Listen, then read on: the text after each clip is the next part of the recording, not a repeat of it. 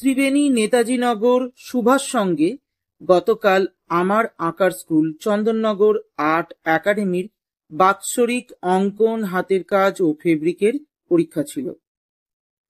ছোট ছোট শিল্পীরা সঠিক সময় এসে উপস্থিত হয়েছিল পরীক্ষার স্থানে। আমি পরীক্ষকের কাছে অনুমতি নিয়ে সমস্ত শিল্পীকে কাগজ দিয়ে ও সাইন করিয়ে রেডি করে রেখেছিলাম, যাতে স্যার আসলেই সাবজেক্ট বলে দেবে, তারপর তারা তাড়াতাড়ি করে শুরু করে দিতে পারে।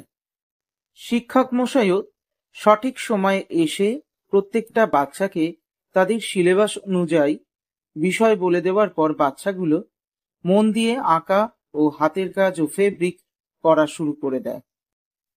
প্রত্যেকটা ক্ষুদে শিল্পী ভয় না পেয়ে মজা করে আনন্দ করে তাদের এই পরীক্ষাটা দিচ্ছিল।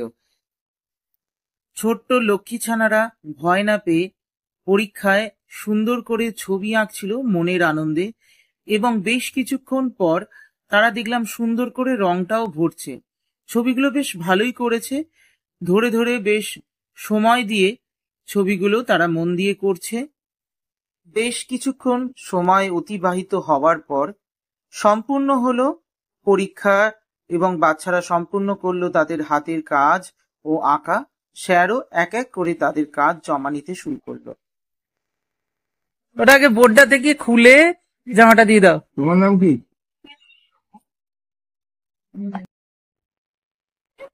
হিমালয়ের আকাশে মনে সাত কালো মেঘ চুড়ে যায়, একেবারে উড়ে যায়।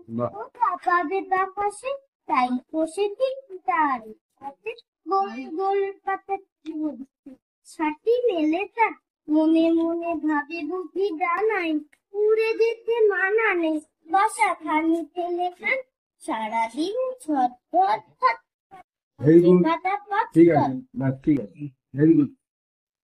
আমার এই আঁকার স্কুলের ত্রিবেণীতে সকালবেলায় পরীক্ষা হয়, এবং দ্বিতীয় ভাগে বিকেলের দিকটা চন্দননগরে পরীক্ষা হয়।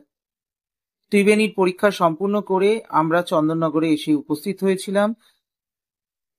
ট্রেনের প্রবলেম থাকার জন্য চন্দননগরে আসতে আমাদের একটু দেরি হয়ে গিয়েছিল।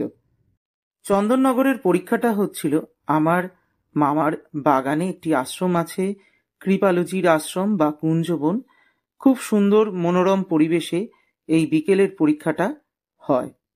সমস্ত লক্ষ্মী ছানারা সঠিক সময়ে পরীক্ষা সম্পূর্ণ করে স্যারকে তাদের ছবি জমা দিতে শুরু করলো। সম্পূর্ণ হলো চন্দননগর আর্ট একাডেমির পরীক্ষা।